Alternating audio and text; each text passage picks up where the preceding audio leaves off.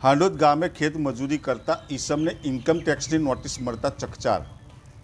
કરજણ તાલુકાના હાંડોદ ગામે ખેત મજૂરી કરી પરિવારનું ગુજરાન કરતા ઈસમ મંગળભાઈ પૂનમભાઈ વસાવાને ઇન્કમ ટેક્સ દ્વારા નોટિસ આપવામાં આવતા ચકચાર મચી જવા પામી છે।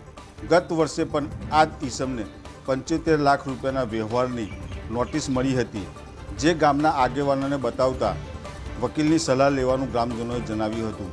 જે બાદ ઈસમે વકીલને મળી અને નોટિસનો જવાબ પણ આપ્યો હતો।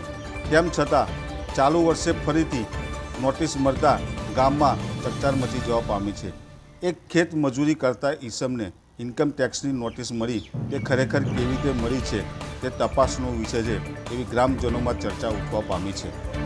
આ મંગળભાઈ પૂનમભાઈ હાંડોદથી ગયા વર્ષે મારી પાસે 75 લાખની નોટિસ આવી હતી, તે મેં વકીલ સાહેબને જાણ કરી હતી। બધા ગામના લોકોને પણ મેં બતાવી કે આ 75 લાખની નોટિસ છે ભાઈ તારા નામની, તો કોઈ પણ વકીલને જઈને બતાવીને એના પૈસા વકીલ સાહેબે મને કીધા કે 2500 રૂપિયા જેવું થશે, એનો હું તરત આગળ જવાબ આપું છું એવું મને જણાવ્યું સાહેબે, અને મેં 2500 રૂપિયા ત્યાં ભર્યા હતા। પછી એનો જવાબ ત્યાં આપેલો છે મેં, અને તોય મારા પાસે આ નોટિસ આવેલી છે। એટલે ફરીથી હું સાહેબને એવું વિનંતી કરું છું કે આ 75 લાખ રૂપિયા મારી પાસે હોત, આવ્યા હોત તો હું એને પૈસા ભરવા તૈયાર હતો, એનો જે ટેક્સ લાગતો હોત તે ના મારું ઘરને તો તમે જોઈ શકો છો। હું મજૂરી કરું છું, ખેત મજૂરી કરું છું અહીંયા ગામની અંદર કપાસ વેરવાનું। વડોદરા જિલ્લા કરજણ તાલુકાના હાંડોદ ગામે એક ખેત મજૂરી કરતા મંગળભાઈ પૂનાભાઈ વસાવાને ગત વર્ષે ઇન્કમ ટેક્સ ડિપાર્ટમેન્ટ તરફથી 75 લાખની ઇન્કમ ટેક્સની નોટિસ મળી હતી। એ વખતે ગામના આગેવાન તરીકે મંગળભાઈ અમારી પાસે આવેલા, તો મેં એમને કીધું કે આ ઇન્કમ ટેક્સની નોટિસ છે, તમારા ખાતામાં કોઈ આર્થિક વ્યવહાર આવો થયેલો છે?